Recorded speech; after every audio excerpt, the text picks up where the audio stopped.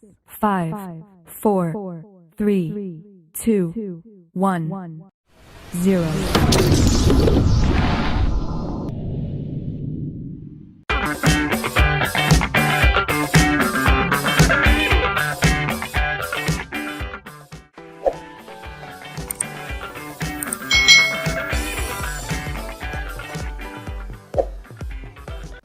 Hai hai hai, selamat datang di channel YouTube Kak Citra.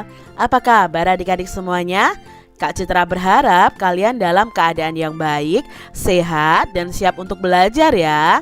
Hari ini kita akan belajar bersama-sama untuk mata pelajaran tematik kelas 2 nih.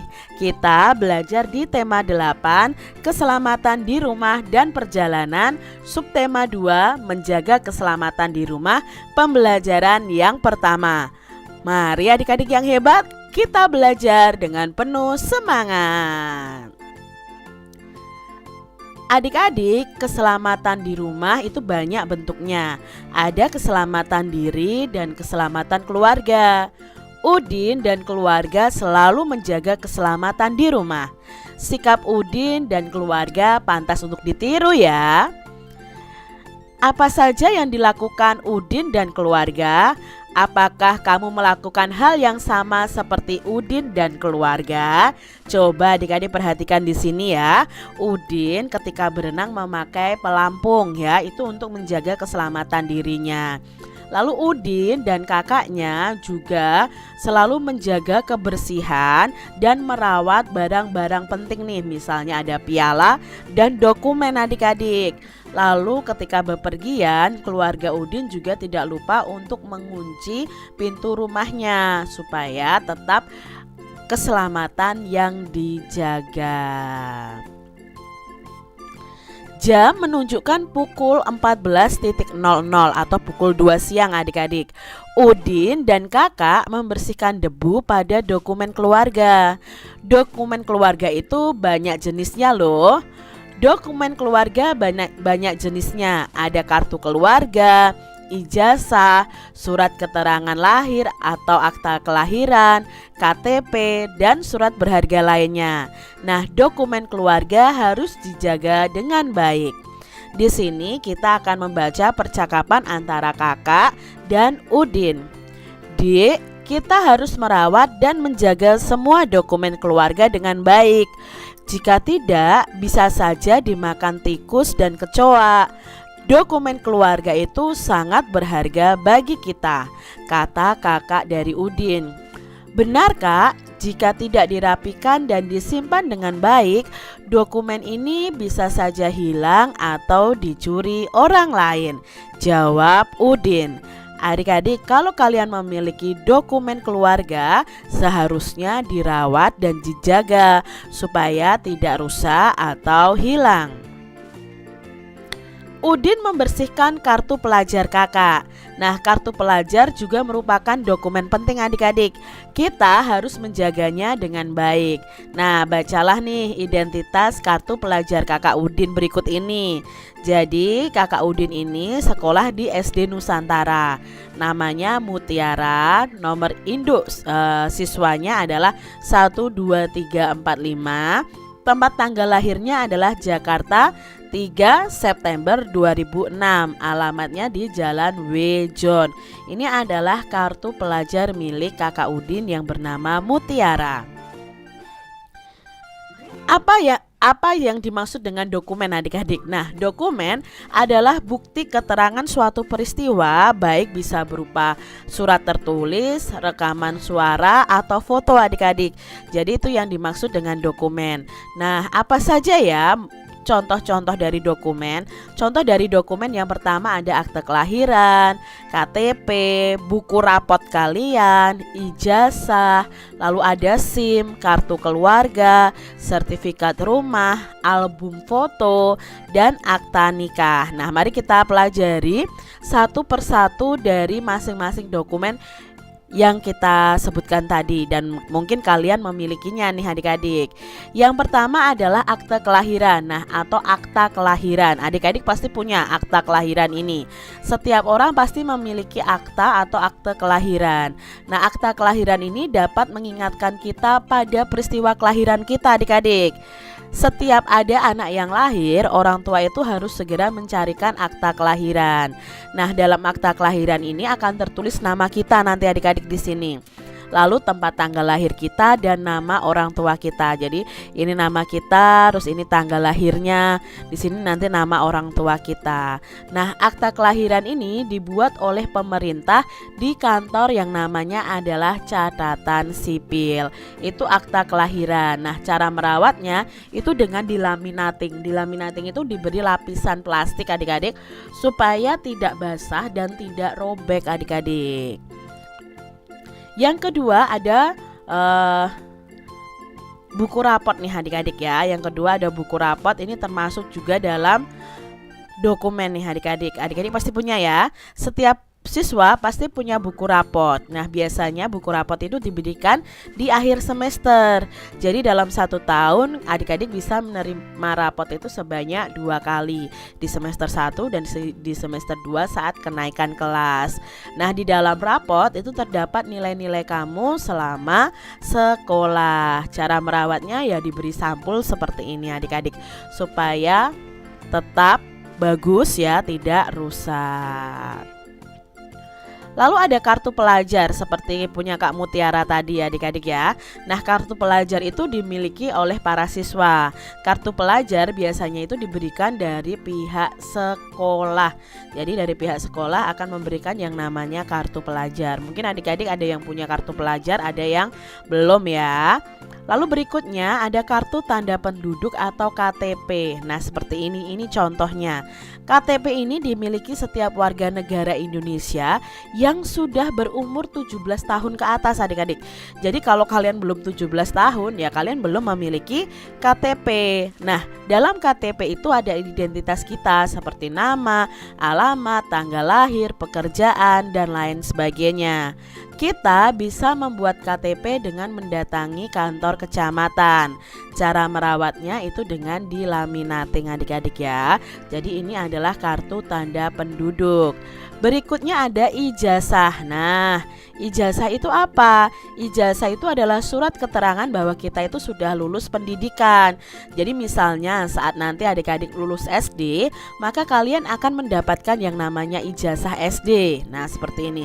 Nanti lulus SMP dapat ijazah SMP dan seterusnya. Lalu ada surat izin mengemudi atau SIM namanya. Nah, namanya saja surat izin mengemudi, ya surat untuk izin kita mengemudi adik-adik, yaitu surat yang diberikan oleh kepolisian kepada seseorang yang sudah diperbolehkan mengendarai kendaraan bermotor. Nah, SIM itu boleh dimiliki oleh orang yang sudah berusia 17 tahun seperti KTP tadi. Nah, SIM itu ada beberapa macam. Ada SIM A itu untuk pengendara mobil, lalu ada SIM B itu untuk pengendara truk, bis, lalu truk besar juga. Lalu SIM C itu untuk pengendara sepeda motor. Dokumen berikutnya adalah kartu keluarga atau KK adik-adik. Nah, setiap keluarga itu memiliki kartu keluarga. Pada kartu keluarga itu terdapat data semua anggota keluarga. Jadi dari namanya ya, ayah, lalu ibu, anak ya, lalu tanggal lahirnya, lalu pendidikannya terakhir apa, pekerjaannya apa, dan lain sebagainya. Ini kartu keluarga. Berikutnya ada dokumen yaitu sertifikat rumah dan tanah. Nah, di sini sertifikat rumah dan tanah ini merupakan surat yang menandakan kepemilikan tanah atau kepemilikan rumah adik-adik. Jika orang tuamu punya rumah, maka harus memiliki sertifikat tanah atau sertifikat rumah sebagai tanda kepemilikan yang sah terhadap rumah dan tanah itu. Lalu ada surat nikah. Nah, surat nikah ini diberikan kepada orang yang sudah menikah secara resmi. Orang tua adik-adik pasti sudah punya surat nikah ini. Itu tadi ya adik-adik ya, tentang bermacam-macam dokumen yang kita pelajari. Tentu adik-adik masih ingat nih dengan penggunaan huruf kapital bukan? Setiap nama orang harus ditulis dengan huruf kapital. Misalnya Kak Mutiara tadi ya, Mutiara bisa diawali dengan huruf kapital. Nah adik-adik, coba di buku kalian tuliskan kartu pelajar kalian nih ya, sesuai identitas kalian masing-masing. Lalu tulislah mengikuti aturan penggunaan huruf kapital. Jadi kalian buat sendiri nih, kalian potong kertas untuk menjadi kartu pelajar kalian. Amati kembali gambar Udin dan kakak ketika sedang membersihkan dokumen keluarga. Apa yang digunakan Udin dan kakak untuk membersihkan debu pada dokumen keluarga? Ya, mereka menggunakan kemoceng adik-adik. Nah ini ya kakak Udin ya, Kak Mutiara menggunakan kemoceng untuk membersihkan dokumennya. Gerakan ketika membersihkan dokumen dengan kemoceng itu dapat dibuat dalam bentuk tari ya adik-adik. Nah gerakan tari itu dilakukan dalam posisi duduk dan berdiri. Contohnya seperti ini. Ini adalah gerakan tari dalam posisi duduk. Lalu ini adalah gerakan tari dalam posisi berdiri. Masih ingatkah adik-adik pukul berapa ya Udin dan kakak mulai membersihkan dokumen? Nah mereka itu mulai membersihkan dokumen pukul 14.00. Nah jam sekarang menunjukkan pukul 15.00 adik-adik. Jadi ya tadi mulai membersihkan pukul 14.00 atau pukul 2 siang. Dan sekarang sudah menunjukkan pukul 15.00 atau pukul 3 sore.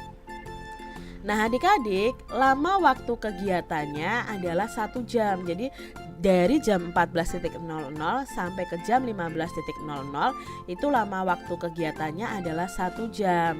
Nah tahukah adik-adik 1 jam itu ada berapa menit?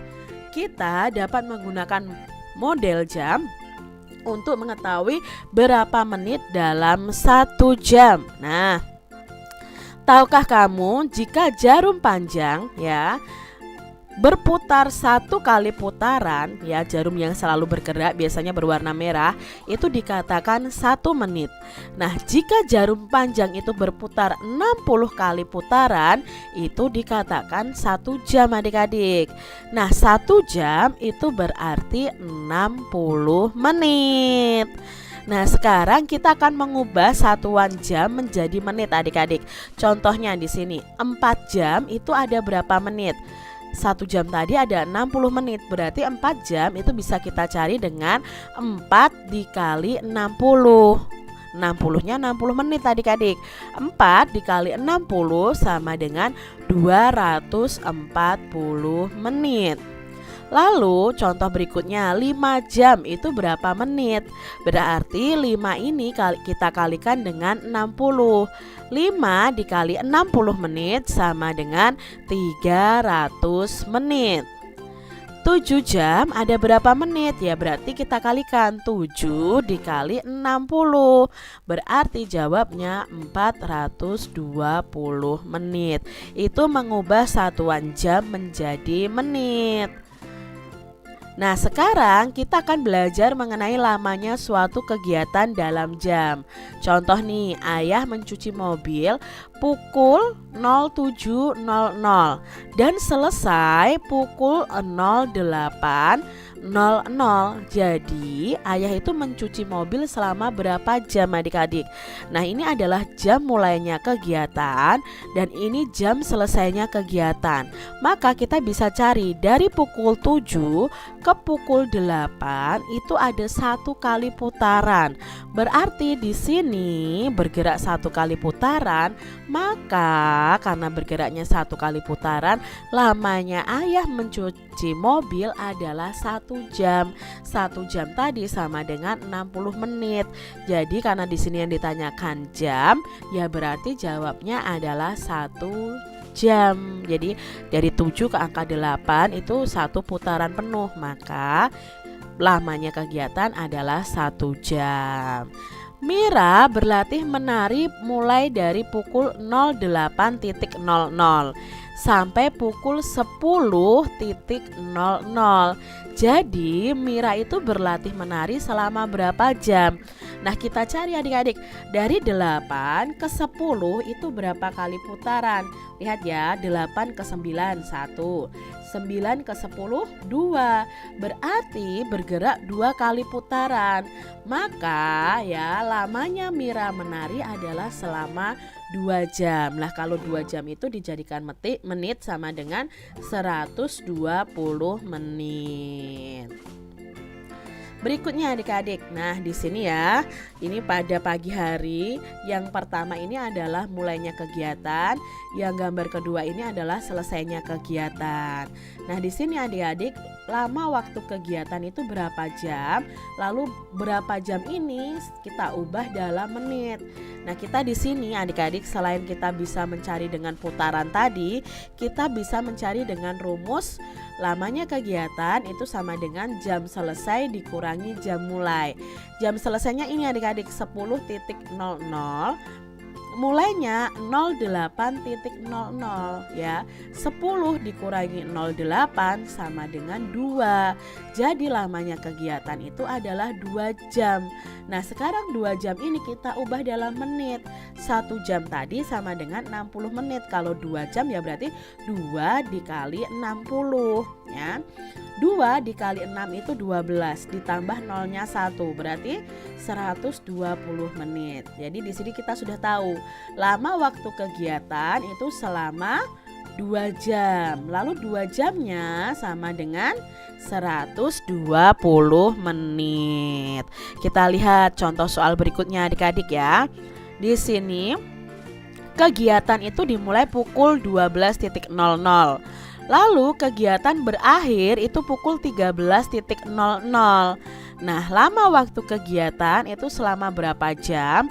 Lalu berapa jamnya itu sama dengan berapa menit? Kita cari dulu nih adik-adik lamanya kegiatan. Itu sama dengan jam selesai atau kegiatan berakhir dikurangi jam mulai ya, atau kegiatan dimulai. Berarti jam selesainya pukul 13.00. Mulainya pukul 12.00. 13 dikurangi 12 itu sama dengan 1. Maka di sini ada 1 jam. Maka kalau kita buat putaran kan 12 ke 1 itu hanya ada 1 kali putaran adik-adik. Nah, 1 jam itu ada berapa menit? 1 jam itu ada 60 menit. Maka lama waktu kegiatan itu selama 1 jam. 1 jam sama dengan 60 menit. Kita lihat soal nomor 3 adik-adik. Kegiatan dimulai pukul 6. Kegiatan berakhir pukul 9. Maka lama waktu kegiatan itu selama berapa jam? Berapa jamnya sama dengan berapa menit? Nah, di sini kita cari jam selesainya pukul 09.00, lalu jam mulainya pukul 06.00. Nah, kita kurangi 9 dikurangi 6 sama dengan 3, berarti 3 jam nih adik-adik. Nah, 3 jam ada berapa menit? Berarti 3 dikali 60. 3 dikali 6 itu 18, ditambah nolnya 1, berarti 180 menit. Nah, kita jawab di sini. Lama waktu kegiatan itu selama 3 jam. 3 jam itu sama dengan 180 menit. Kita lihat soal nomor 4 adik-adik. Kegiatan dimulai pukul 7, lalu berakhir pukul 12. Maka lama waktunya dalam jam dan menit berapa? Sama pakai rumus yang tadi.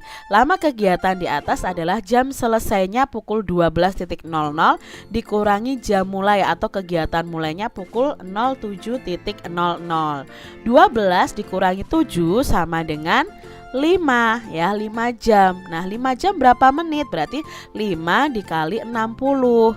Berapa 5 dikali 60? 5 dikali 60 sama dengan 300 menit. Jadi lama waktu kegiatan itu selama 5 jam. 5 jam sama dengan 300 menit. Soal yang terakhir nih adik-adik, nomor 5 ya. Kegiatan dimulai pukul 9, kegiatan berakhir pukul 13. Nah, lama kegiatan itu berapa jam? dan ubah dalam berapa menit. Lama kegiatan itu bisa dicari dengan jam selesai atau kegiatan berakhir dikurangi jam mulai. Nah, kegiatan berakhirnya pukul 13.00 dikurangi 09.00. 13 dikurangi 9 sama dengan 4, berarti 4 jam di sini adik-adik. Nah, 4 jam itu ada berapa menit ya? 4 dikali 60 menit.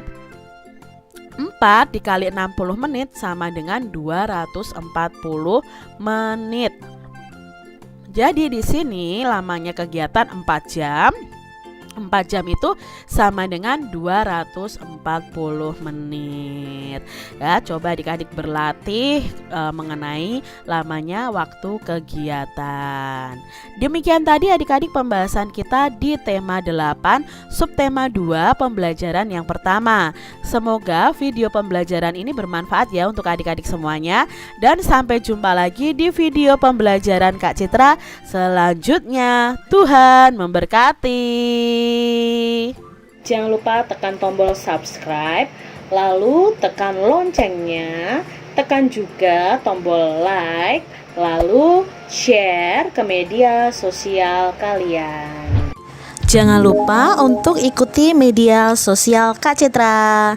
Terima kasih.